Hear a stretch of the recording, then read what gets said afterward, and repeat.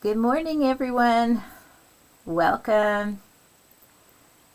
We're into March. Can you believe it? March is here. Give a few seconds here for people to come in.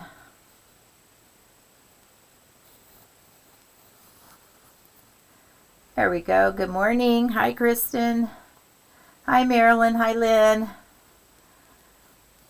Oh, Lynn, the wedding was absolutely wonderful. I'm still recovering from all that standing, but it really was. I'll show you. I'll share a picture of some flowers with you here in a little bit.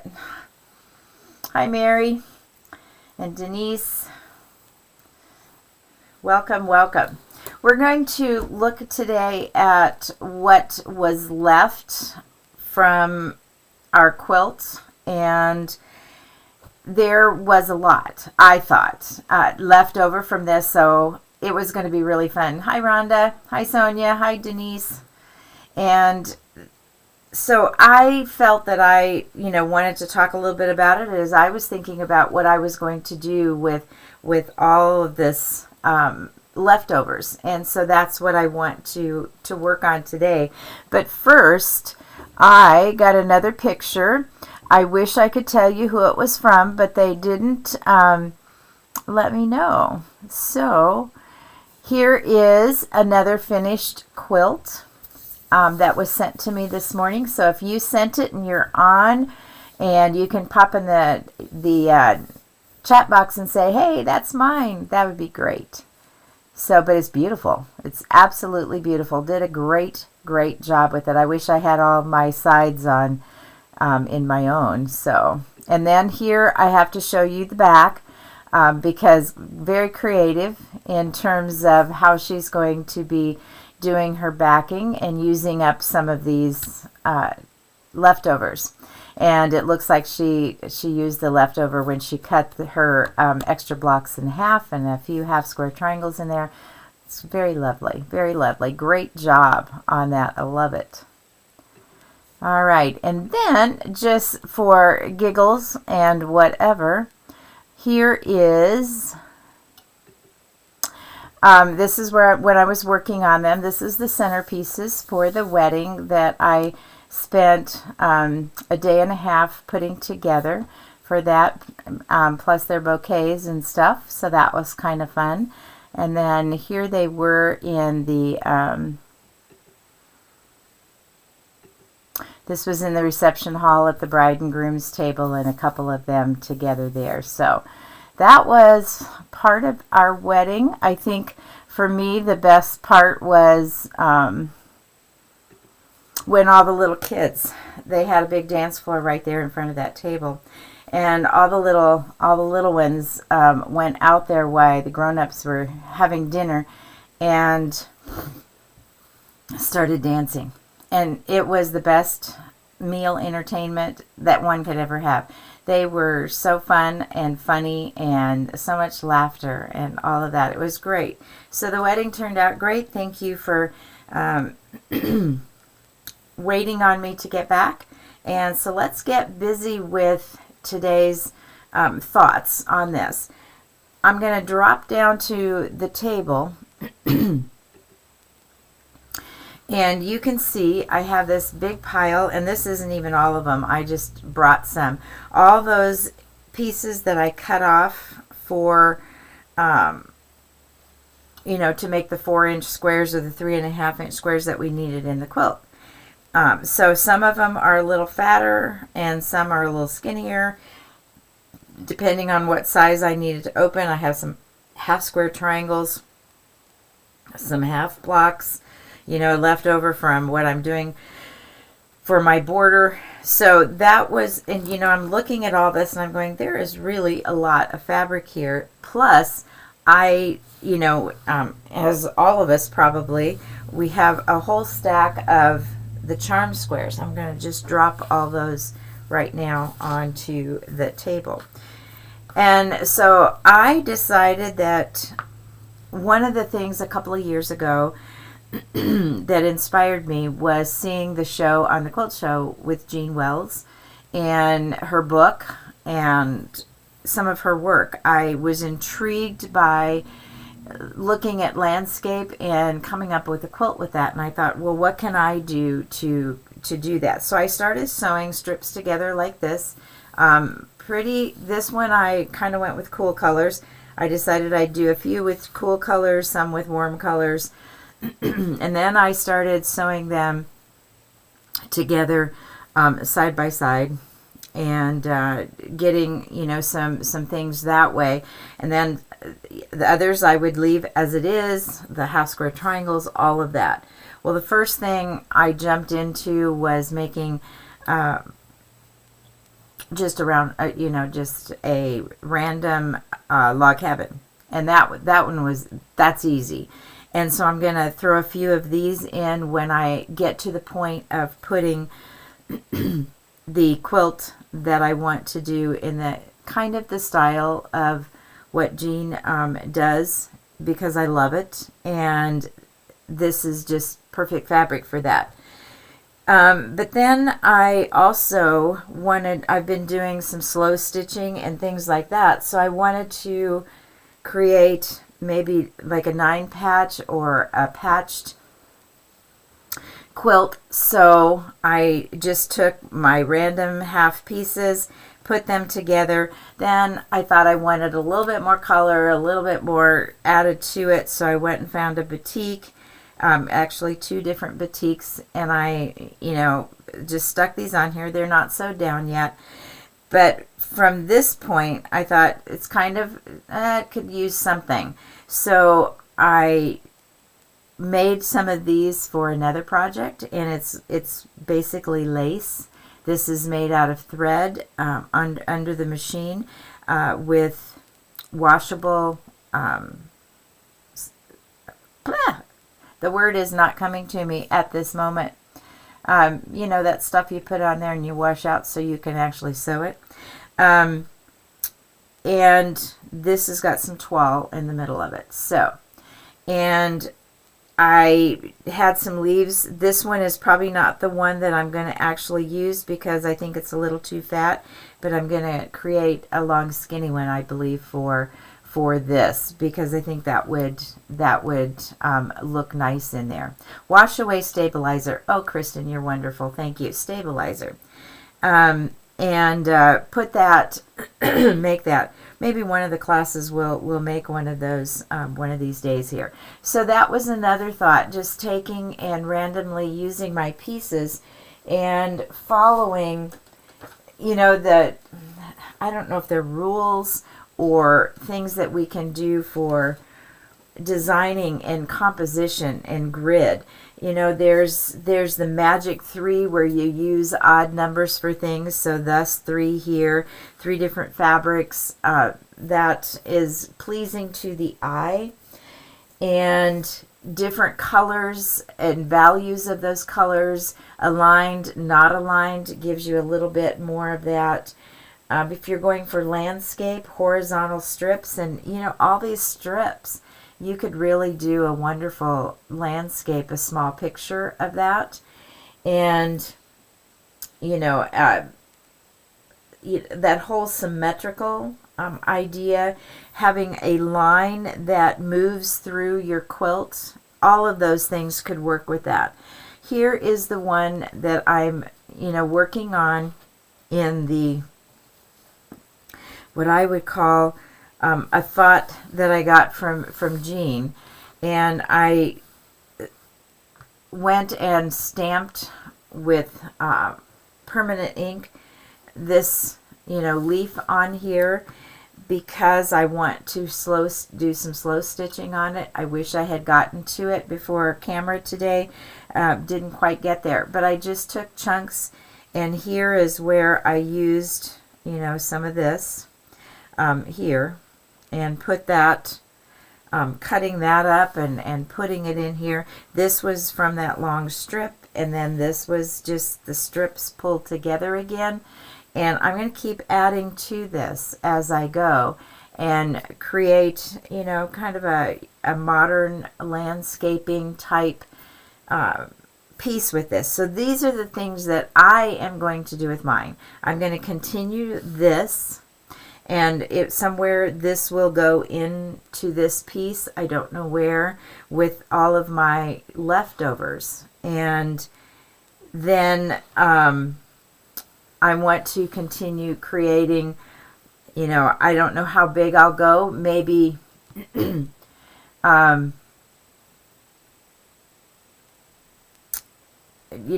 patches, 15, 16, whatever, but it's going to be a wall hanging. And try to work at following the rules of good design in terms of both mixing that artistic design as well as quilting design.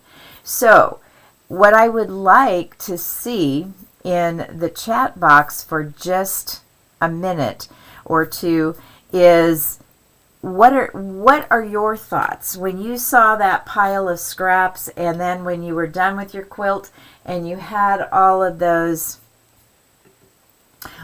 stacks of squares, the charm squares? What are you going to do with them? I mean, what were your thoughts on that? Are you just going to put them in your stash and say, I'll use them if I need to? Do you have an idea? Do you have a creation? I would love to hear it. And I know that this question comes up a lot. You finish a quilt and you have leftovers and they go in your stash, and then what happens to them? In my stash, for years, they just stayed there, and they just, probably gathered dust or something like that. So I would like to hear in the chat box and hear your ideas of what you're going to do. I've got a couple of more things that I was very intrigued by, these quilt builders card deck. And in here are, I don't know if you've ever seen them or know of what they are, but I've been very intrigued by them, using them, working with them. They've got your value on the back, which I find extremely helpful, because here I can create, another quilt similar or somewhat like what we just did, by choosing, different fabrics to put in. But then you've got, the front of them, all the different sizes. And I noted that many of these blocks in this quilt builder card deck, you could create, a quilt, either one block or many blocks. And if the 6-inch size, I can get almost everything that I need to cut out of my 5-inch charm squares. So when I look at 6 inches, everything there comes out of that. And as long as, here they use 2 fabrics. Well, we don't really have that, but you could certainly create that block the same way, except using a variety and having, a beautiful quilt that way. So mostly, and there were some of the 8-inch blocks, if you wanted to go a little bit bigger, that there were 8-inch blocks where you could get all of that out of those 5-inch charms. So that was a place that I quickly decided to go to and look at some possibilities. But I went back and decided to just kind of create my own. So you have set number 1, you've got 40 to choose from, and then now they also have a set 2. And of course, if I had set 1, I had to get set 2. You know how that goes. And so I've got, basically 80 blocks that I could look at and choose from to do that if you want to go more traditional in that. And because I don't know if you're anywhere like me, and right now in my stash, I want to eliminate some of this fabric that I've had for a long time and, use up what I have instead of buying more. Although this week when I saw some of the fabrics that Kristen had put up that the shop has, that twinge was happening. Ooh, I love that. I want some of that. Can I have that fabric? So, let me go to the chat box because I want to see what you're putting up.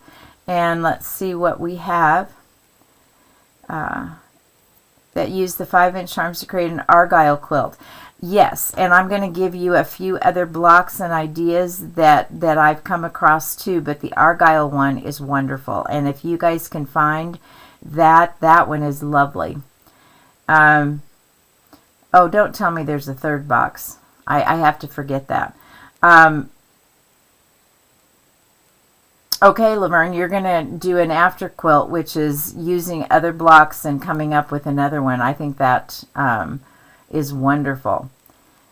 The thread leaf. Okay, well, there's a couple people. We might just have to do that. I'll work on maybe that for next week because I haven't decided what we're going to do next week. Pieces of leftover scraps. Yes, Belinda, that pile that was there on my thing, it looked like a million. All right.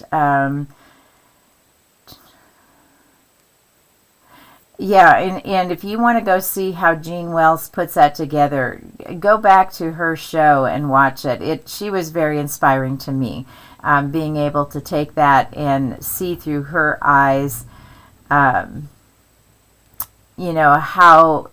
how her imagination took those pictures that she took of outside and did that. All right. I also have, I keep box. I'll come down to the table just so you can see it. It's nothing special, but I see something somewhere and I have these index cards that are gridded. And I will put out a grid from time to time and write, different things on it that I might want to try or do. Jennifer Sampo has a, it was in a magazine not too long ago, and it was easy, but it was wonderful. She just took and did bar quilt, very much like you did for the binding on this quilt that we just finished. But it was in rows across and with some sashing and stuff, and it was beautiful. The Ohio Star Scrappy is really quite lovely, and I saw a number of those on Pinterest. But the one that really caught my eye was they had chosen I think it was a batik, but it could be anything. I think a caif, a Tula Pink, something like that would be really lovely in there. But they took and put the center of their Ohio Star in that fabric and then used the solids for the points, and that was really quite stunning. But simply doing something like this where you just make row, start here, a row, a sashing, a solid row, and keep going and create a quilt from that. Square in a Square is another great block, and I think we did a center with that in it. Then on this card, I had things that I could use charm packs for. That's what it was for. And there's a chandelier, and that's the diamonds that go kind of in a square, but the elongated diamond, then the smaller ones below it. The plus quilt pattern, that looks like the plus sign over and over again throughout. And I was working up, putting that together, and I didn't get it sewn to show you. Chevron quilts work really great.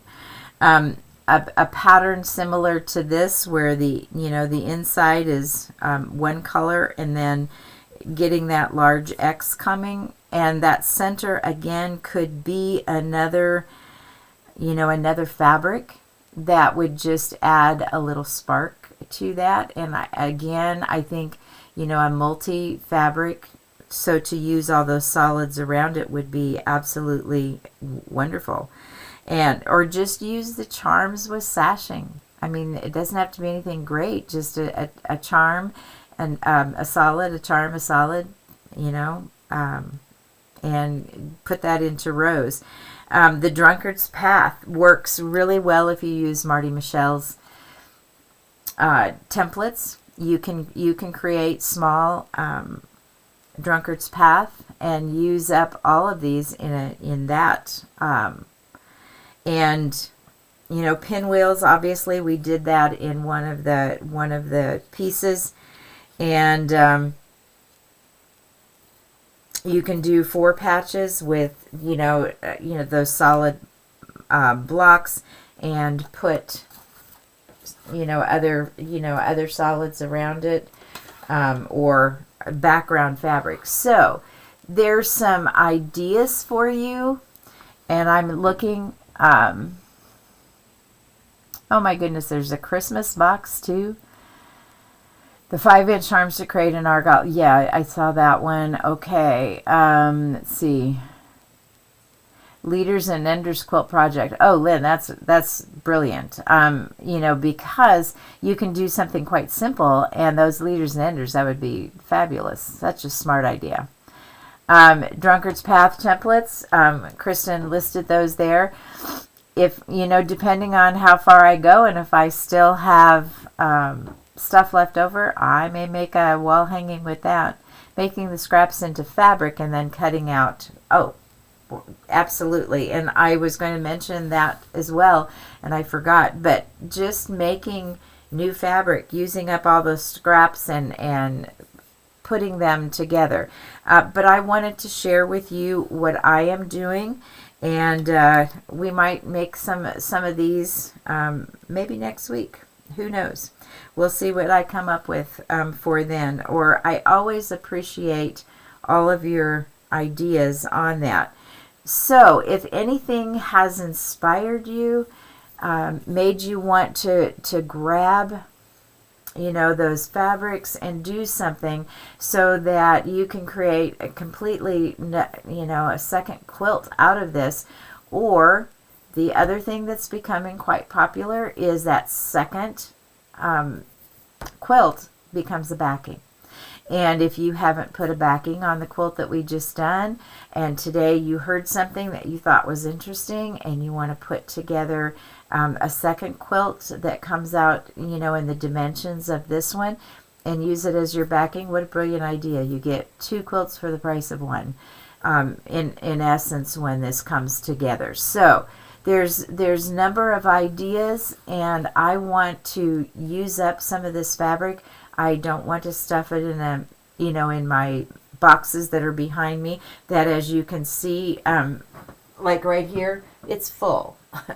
And so I need to be using up some of my fabrics that I have, and this is a way to do it, is to grab those other ideas. And right now for me, I am looking at a little bit of the modern, the landscape, putting it together in a way that talks about my creativity. And for me, that I was inspired by Jean. Mine certainly won't look like hers, and I'm not starting from a picture. I'm just putting things together into that modern framework. And I've seen a lot of pictures from QuiltCon. Wow, that's inspiration beyond. And some of that, I know all of you on this that come week after week are extremely talented, gifted, creative women. So go for it. All right, and I will see you next week, and blessings to all of you.